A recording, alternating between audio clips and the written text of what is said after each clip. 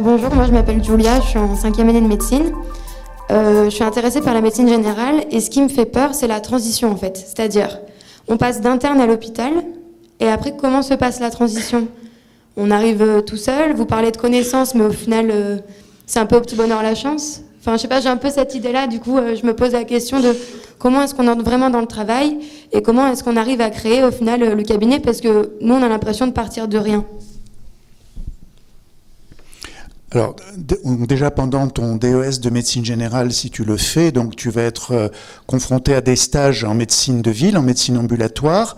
Donc, dans le DES, il y a au moins 1 an où tu seras confronté à l'exercice de la médecine générale. Donc, tu vas rencontrer des maîtres de stage et ceux qui s'installent très vite après l'internat, en général, c'est que ils ont un projet d'installation avec un de leurs maîtres de stage qu'ils ont connu pendant leurs études, pendant leur internat.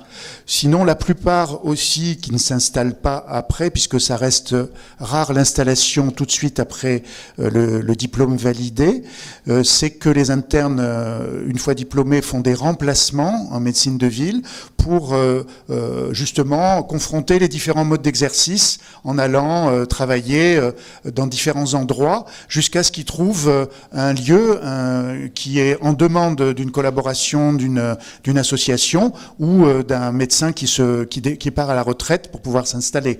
Donc il faut quand même faire une étude de marché. Il y a l'ARS de chaque région qui a un site d'information qui aide à trouver aussi des territoires défavorisés où on manque de médecins.